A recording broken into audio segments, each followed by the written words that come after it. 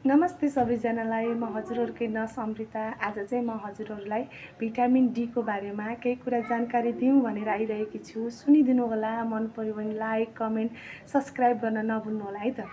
Vitamin D हाम्रो शरीरमा किन आवश्यक छ त? हाम्रो शरीरमा भएको हड्डी, मांसपेशीहरूलाई चाहिँ बलियो बनाउनको लागि, त्यस्तै रोगसँग लड्न सक्ने क्षमता, इम्युनिटी पावर बढाउनको लागि र हर्मोन चाहिँ ब्यालेन्स गर्नको लागि चाहिँ हाम्रो शरीरमा भिटामिन डी आवश्यक छ है त।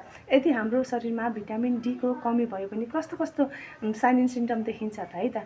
हाम्रो शरीरमा यदि भिटामिन डी को कमी भयो भने चाहिँ अल्छीपन हुने, शरीर बढी थकान लाग्ने, हड्डीहरू मांसपेशीहरू दुख्ने, त्यस्तै गरेर घाउहरू चोटपटकहरू लाग्यो भने चाहिँ लामो समयसम्म सन्चो नहुने, त्यस्तै गरेर चाहिँ बिरामी भइरहने, रुवाखोकी ज्वरो लागिरहने जस्ता चाहिँ लक्षणहरू देखा पर्न सक्छन् है त।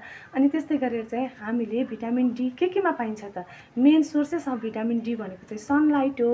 अनि त्यस्तै गरेर चाहिँ फ्याटी फिस है, माछाको बोसोयुक्त माछा, अनि त्यस्तै गरेर चाहिँ अन्डाको भित्रको पहेँलो भाग, अनि दुध तथा दुधबाट बनेका पदार्थहरू, अनि त्यस्तै गरेर चाहिँ ओरेन्ज जुस, क्यारोट अनि ग्रीन भेजिटेबल्सहरूमा चाहिँ पर्याप्त मात्रामा चाहिँ भिटामिन डी पाइन्छ है त। यदि हजुरहरूको शरीर पनि थकान भइरहेको छ, निद्रा लागेको छैन, हड्डी मांसपेशीहरू दुखिरहेको छ भने चाहिँ हजुरहरूलाई भिटामिन डी को कमी भएको हुनसक्छ। हजुरहरूले चाहिँ ब्लड टेस्ट गरेर पनि थाहा पाउन सक्नुहुन्छ र एकचोटि चाहिँ डक्टरलाई भेटेर डक्टरको सल्लाह लिन पनि सक्नुहुन्छ है त।